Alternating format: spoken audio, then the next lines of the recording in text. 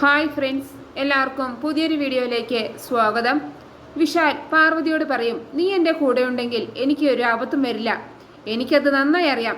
പക്ഷേ കഴിഞ്ഞ കുറച്ച് ദിവസങ്ങളായിട്ട് എന്നോടുള്ള നിന്റെ പെരുമാറ്റത്തിൽ ചില മാറ്റങ്ങളുണ്ട്. എന്തു പറ്റി പാർവതി നിനക്ക്?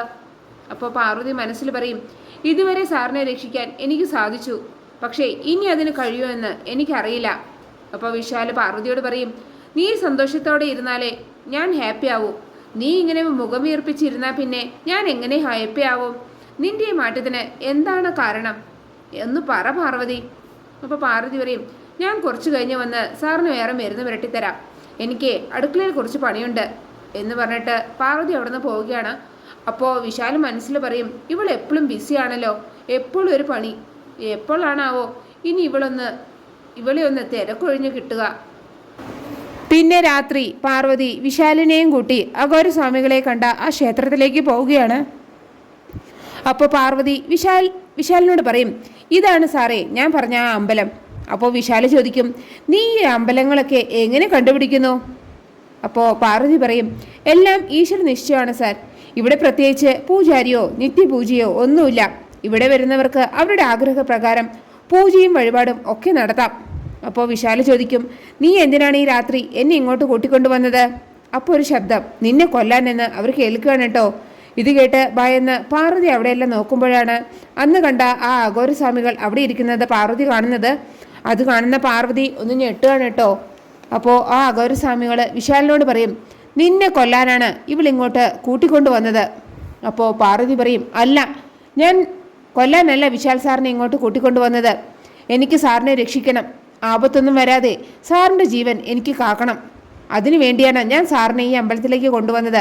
എന്നിട്ട് സ്വാമിയുടെ അടുത്ത് പോയിട്ട് പറയും, വിശാൽ സാർ ഇല്ലെങ്കിൽ പിന്നെ ഈ ഞാനില്ല. വിശാൽ സാറിന് ഒരു ചെറിയ മുറിവ് പറ്റിയാൽ പോലും എനിക്കത് താങ്ങാൻ കഴിയില്ല. ഞാൻ എങ്ങനെ വിശാൽ സാറിനെ കൊല്ലും? അപ്പോൾ ആ സ്വാമി പറയും, നീ കൊല്ലും. ഇവിടെ വെച്ച് നീ ഇയാളെ കൊല്ലുന്നു. കൊന്നേ മതിയാകും. അതാണ് വിധി. അതിന് നിന്റെ കൈകൊണ്ട് ഇയാൾ മരിക്കണം. നിന്റെ താലി ഭാഗ്യം ഇതോടെ തീരണം. അപ്പോൾ പാർവതി പറയും, ഇല്ല, ആ വിധി നടക്കില്ല.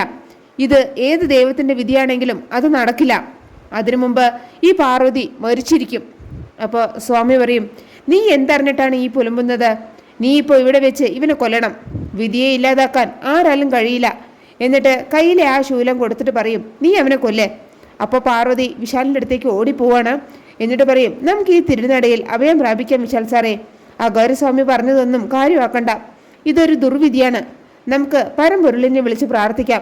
ഭഗവാൻ കാത്തോളും. സാറ് പ്രാർത്ഥിക്കേ.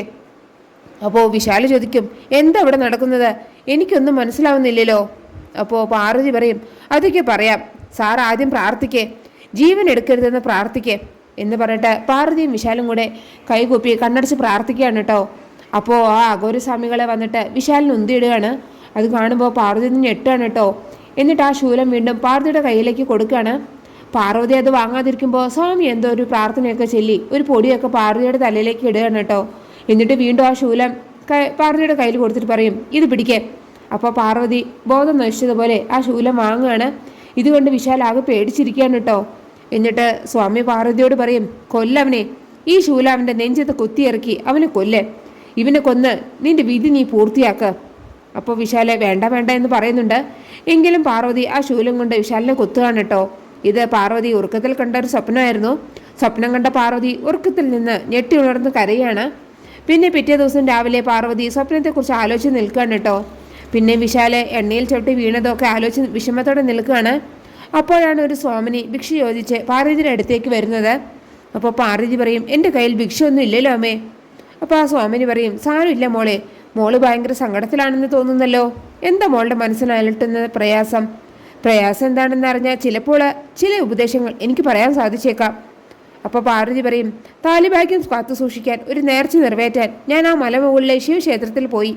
പിന്നെ അവിടെ വെച്ച് ഉണ്ടായതെല്ലാം പാർവതി സ്വാമിയോട് പറഞ്ഞു കൊടുക്കുകയാണ്. അഘോരസ്വാമികൾ പറഞ്ഞതും പറയുന്നുണ്ട് കേട്ടോ. എന്നിട്ട് പറയും, എൻ്റെ കൈകൊണ്ട് എൻ്റെ ഭർത്താവ് മരിക്കുമെന്ന് ആ സ്വാമികൾ പറഞ്ഞതിന് ശേഷം എനിക്കൊരു സമാധാനവുമില്ല. അതിനുശേഷം വിശാൽ സാറിന് ഒരുപാട് അപകടങ്ങളുണ്ടായി. അതിൽ നിന്നെല്ലാം തലനാരിഴയ്ക്കാണ് വിശാൽ സാർ രക്ഷപ്പെട്ടത്. അതൊക്കെ കണ്ടപ്പോൾ എനിക്ക് പേടി കൂടി വരികയാണ്. എന്തു ചെയ്യണമെന്ന് എനിക്കറിയില്ല. ഈ ദോഷങ്ങളിൽ നിന്ന് രക്ഷപ്പെടാൻ എന്ത് പരിഹാരം ചെയ്യണമെന്നും എനിക്കറിയില്ല. അപ്പോൾ സ്വാമിനി പറയും, മോളുടെ സമയം ഇപ്പോൾ വളരെ മോശമാണ്. അതുകൊണ്ടാണ് മനസ്സിനെ വേദനിപ്പിക്കുന്ന കാര്യങ്ങൾ ഉണ്ടാകുന്നത്. മോൾ സമാധാനിക്കേ, ഇതിനൊരു പരിഹാരം ഞാൻ പറഞ്ഞു തരാം. മോൾ കാവ്യെടുത്ത് ഓരോരുത്തരുടെയും കയ്യിൽ നിന്ന് ഭിക്ഷ യാചിച്ച് 101 രൂപ ശേഖരിക്കണം.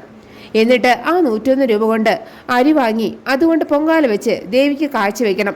അതിനുശേഷം നീയും നിന്റെ പുരുഷനും കൂടെ ഒരുമിച്ച് ഒരു പാത്രത്തിൽ നിന്ന് ആ പൊങ്കാല ഭക്ഷിക്കണം. പക്ഷേ അതാരും തടസ്സപ്പെടുത്താൻ പാടില്ല. യാതൊരു തടസ്സവും കൂടാതെ ഈ നേർച്ച പൂർത്തിയാക്കിയാൽ എല്ലാ ആപത്തുകൾക്കും പരിഹാരമാകും. അപ്പോൾ പാർവതി പറയും, ഞാൻ ചെയ്തോളാം അമ്മേ, എത്ര കഠിനമായ പരിഹാരം ചെയ്യാനും ഞാൻ തയ്യാറാണ്. പക്ഷേ അതുകൊണ്ട് പ്രയോജനമില്ലെങ്കിൽ? അപ്പോൾ സ്വാമിനി പറയും, ആദ്യം വേണ്ടത് വിശ്വാസമാണ്. വിശ്വാസത്തോടെ ആദ്യം ഞാൻ പറഞ്ഞ നേർച്ച പൂർത്തിയാക്കാം, ഫലം താനേ വരും. അമ്മ അനുഗ്രഹിക്കട്ടെ എന്നും പറഞ്ഞ് ആ സ്വാമിനി അവിടുന്ന് പോവുകയാണ്. പിന്നെ പാർവതി ആ സ്വാമിനി പറഞ്ഞതുപോലെ കാവ്യെടുത്ത് ഭിക്ഷ യാചിച്ച് നടക്കുകയാണ് കേട്ടോ. അങ്ങനെ നടക്കുമ്പോഴാണ് അതുവഴി ജാസ്മിനും സുശീലയും കൂടെ കാറിൽ വരുന്നത്. അത് കാണുമ്പോൾ സുശീല ജാസ്മിനോട് ചോദിക്കും, ഇവൾ എന്തിനാ ഈ ഭിക്ഷ തിണ്ടുന്നത്? അപ്പോൾ ജാസ്മിൻ പറയും, ഓരോരോ ഭ്രാന്ത്, അല്ലത് എന്ത് പറയാനാ, ഇനി പഴനി പോയി തലമുട്ടയടിച്ച് വരുമോ ആവോ. അപ്പോൾ സുശീല പറയും, കോടിക്കണക്കിന് രൂപ ആസ്തിയുള്ള വീട്ടിലെ മരുമകളാണ് ഈ കൂത്ത് കാണിക്കുന്നത്. അതുമാത്രോ, ഗായത്രി ഗ്രൂപ്പ് ഓഫ് കമ്പനീസിൻ്റെ ചെയർപേഴ്സണും. ഇവൾ കുടുംബത്തിന് അപമാനം വരുത്തി വയ്ക്കും. അപ്പോൾ ജാസ്മിൻ പറയും, ഇനി വരുത്താൻ എന്തിരിക്കുന്നു, ഇപ്പൊ തന്നെ കുടുംബത്തിന്റെ മാനം കപ്പൽ കയറിയില്ലേ, എന്തായാലും ഇത് നമുക്കൊരു ആയുധമാക്കാം. ഇവൾ പിച്ചെടുക്കുന്നൊരു വീഡിയോ കയ്യിലിരിക്കുന്നത് നല്ലതാണ്, അത് വെച്ച് നമുക്ക് ഇവൾക്ക് ഒരു പണി കൊടുക്കാം എന്ന് പറഞ്ഞ് ജാസ്മിൻ പാർവതി ഭിക്ഷ എടുക്കുന്നത് വീഡിയോ എടുക്കുകയാണ്. എന്നിട്ട് അവരൊന്നും അറിയാത്ത പോലെ അവിടെ നിന്ന് പോവുകയാണ് കേട്ടോ. പിന്നെ കാണിക്കുന്നത് പാർവതി ഭിക്ഷ അയച്ചു കിട്ടിയ 101 രൂപ കൊണ്ട് ദേവിക്ക് പൊങ്കാല ഉണ്ടാക്കുന്നതാണ്.